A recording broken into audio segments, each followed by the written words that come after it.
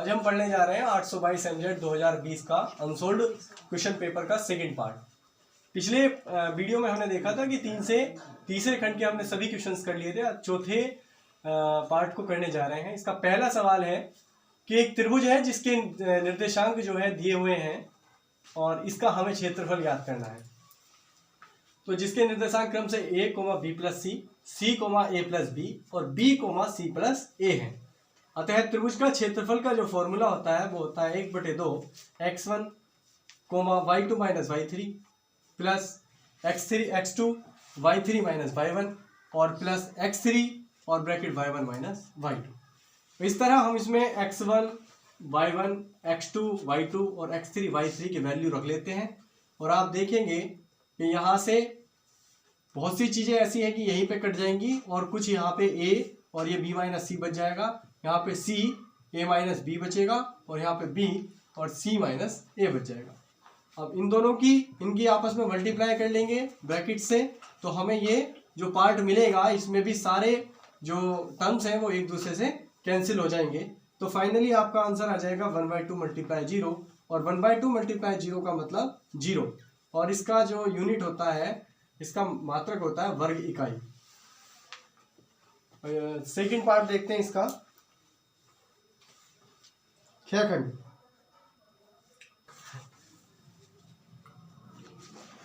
Second part में दिया गया है कि 30 सेंटीमीटर व्यास वाले एक वृत्त की कोई जीवा, तो 30 सेंटीमीटर का अगर व्यास है इसका मतलब त्रिज्या हो गई 15 सेंटीमीटर।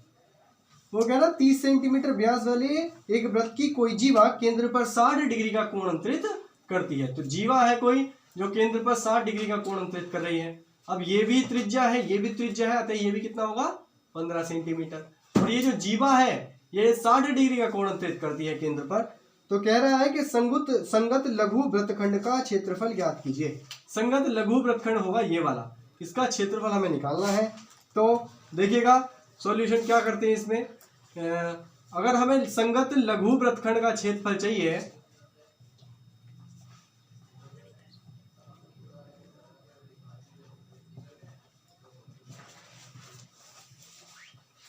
इसके लिए हमें चाहिए कि हमें पूरा एक तो पहले इसका लघु वृत्तखंड निकाल लें,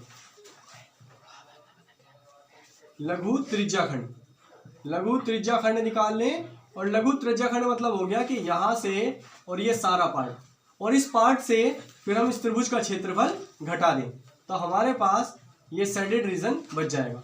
ध्यान से समझें, पहले हमने क्या किया कि पहले लघु त्रिज्याखंड का क्षेत्रफल निकाल लिया और फिर इस लघु त्रिज्याखंड के क्षेत्रफल में से ये त्रिभुज का क्षेत्रफल घटा दिया।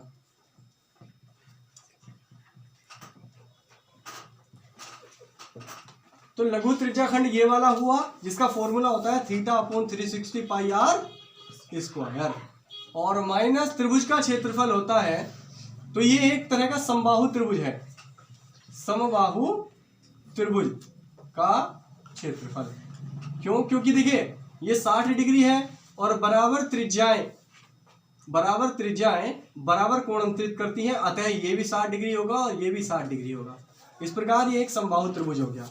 थीटा की वैल्यू हम सब लोगों को पता है 60 डिग्री अपॉन 360 डिग्री और पाई का वैल्यू अभी पाई रखा रहने दीजिए। आर की वैल्यू 15 का होल स्क्वायर माइनस समबाहु त्रिभुज है ये, अतः समबाहु त्रिभुज का जो क्षेत्रफल होता है उसका फॉर्मूला है 3/4 भुजा की घात 2। तो अब यहाँ पे देखेंगे कि 60 से ये कट जाएगा 6 टाइम, तो 1/6 और पाई को ऐसे रखा रहने दीजिए और मल्टीप्लाई 15 का स्क्वायर अर्थात 225 और माइनस का √3/4 और भुजा की घात 2 अर्थात भुजा थी हमारे पास 15, तो 15 का स्क्वायर। यहाँ से ये 3 से काट दो, 3 दूनी 6 और 3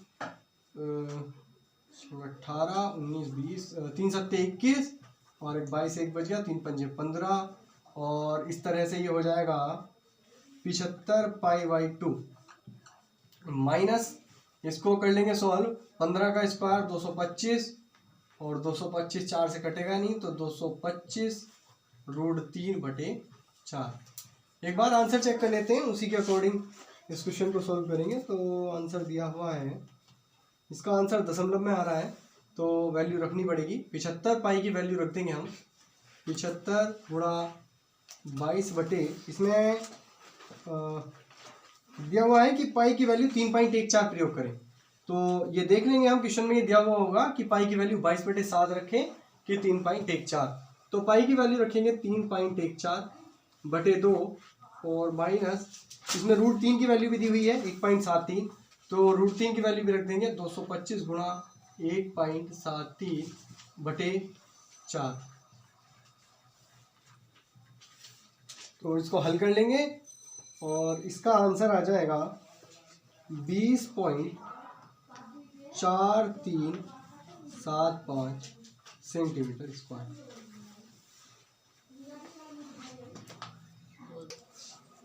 अगला सवाल दिया है यदि कोसेक थीटा बराबर 2 सही 3/5, तो कह रहा है कि टेन थीटा और कोस थीटा की वैल्यू बताइए।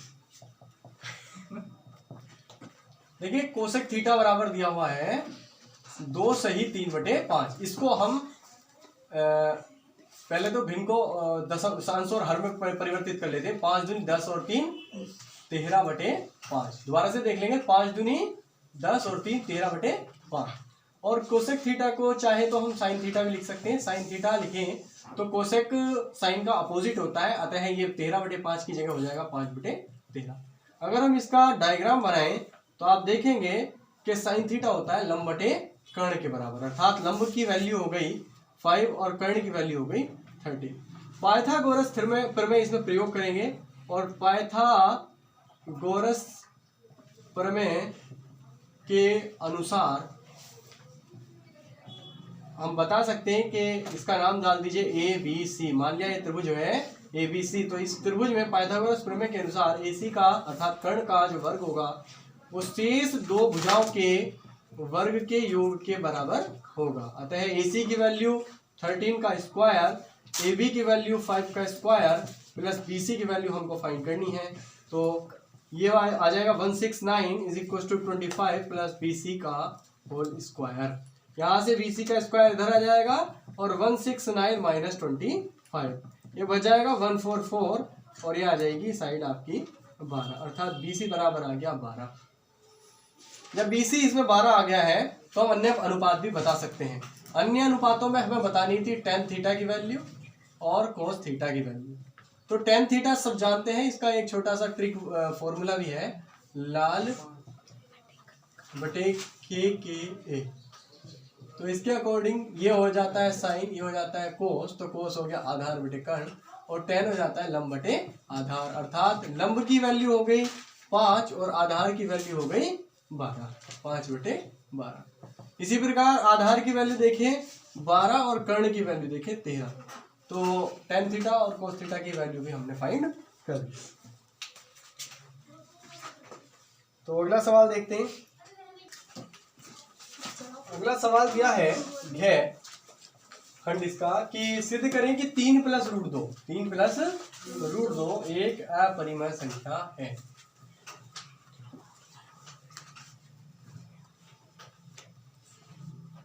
देखिए देख लें कि ये सवाल हमें 2 मार्क्स में मिला है, उसी के अकॉर्डिंग हम इसको सॉल्व करेंगे।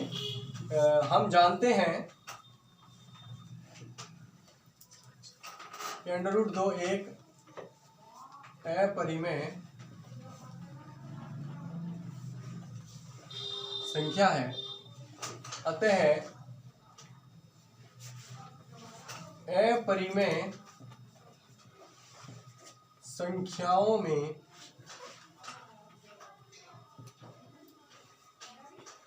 पूर्णांक संख्या जोड़ने पर,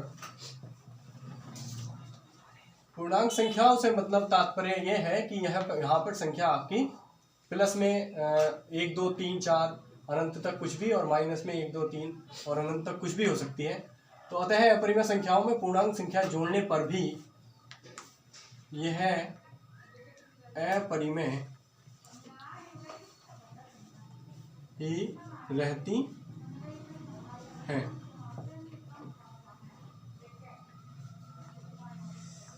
तब 3 + √2 भी एक अपरिमेय संख्या होगी। अगला 5वां खंड दिया है कि सभी खंड हल करने हैं। इसमें भी ये कह रहा है कि के किस मान के लिए के की वैल्यू आपको फाइंड करनी है, और वो कह रहा है कि निम्नलिखित रैखिक समीकरणों के युग्म के अपरिमित रूप से अनेक हल होंगे। तो हम जानते हैं अपरिमित रूप से अनेक हल होने की जो स्थिति है वो है a1/a2 इक्वल b1/b2 और इक्वल c1/c2। तो यहां से एक और ले। तो यहाँ पे जो है समीकरणें दी हुई है kx प्लस 3y बराबर k-3, और नीचे दी हुई है 12x plus ky is equal to k। तो आप देखिए, ध्यान से देखिए, एक यहाँ पे महत्वपूर्ण कथन यह है कि आप या तो इसको ax plus by plus c की फॉर्म में कन्वर्ट कर लें, या ax plus by equal to c की फॉर्म में कन्वर्ट कर लें। तो देखिए दोनों समीकरणों का जो फॉर्मेट है वो एक ही है, ax plus by is equal to c। यहाँ पे भी ax plus by is equal to c। तो ये बिल्कुल सही फॉर्मेट है। हम इसी के अकॉर्डिंग वैल्यू को पुट करेंगे। तो a1 की वैल्यू हो गई यहाँ से k, जबकि a2 की वैल्यू हो गई 12 इज इक्वल टू b1 की वैल्यू 3 एंड b2 की वैल्यू k, और इसी प्रकार c1 की वैल्यू k-3 और c2 की वैल्यू k। अब यहाँ से एक एक पार्ट को चूज करेंगे। तो जैसे कि k/12 इज इक्वल टू रख लिया हमने, if k/12 is equal to k/3, तो क्रॉस मल्टीप्लाई कर देंगे तो k की मल्टीप्लाई k² इक्वल टू 36, और k की वैल्यू आ जाएगी ±6, क्योंकि ये वर्ग होता है किसका, 6 का। सो यहाँ से एक वैल्यू तो आ गई k की, k ±6। और एक बार इसको भी देख लेते हैं यहाँ से क्या आएगी वैल्यू। तो if 3/k is equal to k-3/k, तो यहाँ से इसको आप देख सकते हैं कि k से k कैंसिल हो जाएगा, और 3 बराबर बच गया k-3, और -3 इधर जाके प्लस का 3, तो k बराबर वैल्यू आ गई 6। तो आप देख सकते हैं कि k की दो वैल्यू आ रही हैं, एक +6 और एक -6। दोनों वैल्यू इस तरफ देखते हैं तो k बराबर 6 हमें प्राप्त हो रहा है। तो नेक्स्ट क्वेश्चन करते हैं 5। तो इस सवाल में दिया हुआ है कि सिद्ध कीजिए कि समचतुर्भुज की भुजाओं के वर्गों का योग। तो ये एक प्रकार का समचतुर्भुज हमने बना लिया है, और इसके भुजाओं के वर्गों का योग, भुजाएं हैं इसकी AD, AB, BC और CD, इनके भुजाओं के वर्गों का योग उनके विकर्णों के वर्गों के योग के बराबर होता है। अर्थात विकर्णों का वर्ग, विकर्ण कौन कौन से हैं, DB और AC, इनके वर्गों के योग के बराबर होता है। तो इस सवाल को प्रूव करने के लिए ये हमें प्रूव करना है, और हमें गिवन क्या था, और गिवन था हमें कि यहाँ पे लिख देते हैं, गिवन था हमें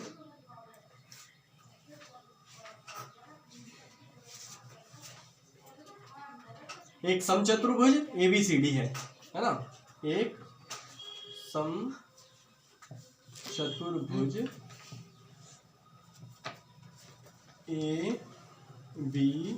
ABCD तथा जिसके विकर्ण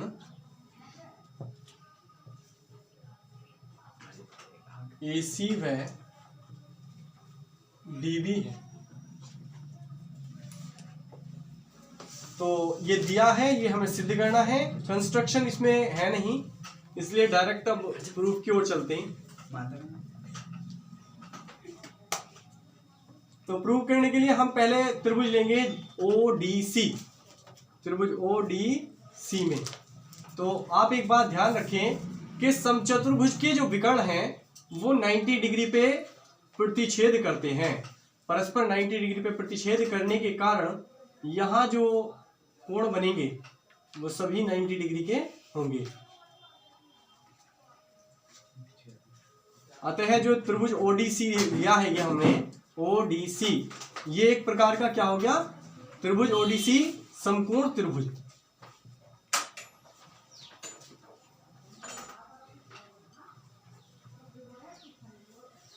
तो देखें कि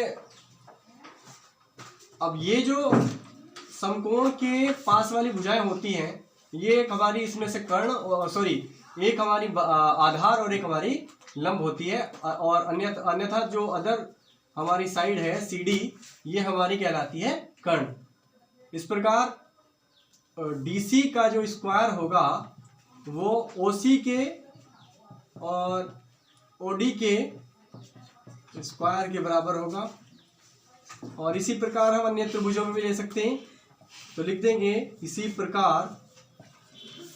आप देखें कि CB का जो स्क्वायर होगा वो बराबर होगा OC और OB के, और देखें इसी प्रकार तुम्हारा त्रिभुज अगर इसकी बात करें OBA की, तो इसमें AB का जो स्क्वायर होगा वो आपका OB तथा OA के वर्ग के बराबर होगा,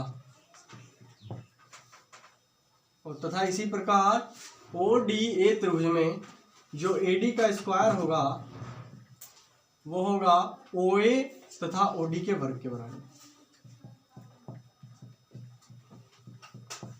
इस प्रकार हमें 4 समीकरण मिल जाती हैं, समीकरण 1, समीकरण 2, समीकरण 3 व समीकरण 4।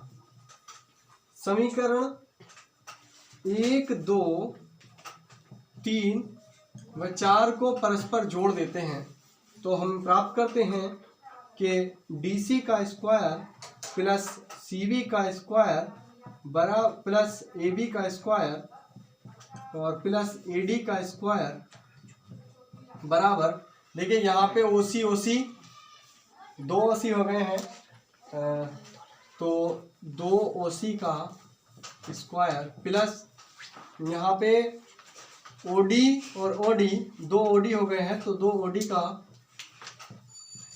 स्क्वायर। इसी प्रकार OB और यहाँ पे एक OB, अर्थात 2 OB का स्क्वायर, और एक ये OA है और एक ये OA है, अर्थात 2 OA का स्क्वायर। तो आप देखें कि OC और OA जब ये जुड़ेगा तो ये आधा और आधा ये जुड़ेगा तो ये एक बन जाएगा, अर्थात OC और OA जुड़ के बन जाएगा AC का होल स्क्वायर। इसी प्रकार OD और OB जब जुड़ेगा तो आप देखें OD और ये OB जब आधा आधा ये जुड़ेगा तो ये भी क्या हो जाएगा, ये भी पूर्ण बन जाएगा, अर्थात DB का होल स्क्वायर। और आप देख सकते हैं जो हमें प्रूव करना था वो हमारा प्राप्त हो गया।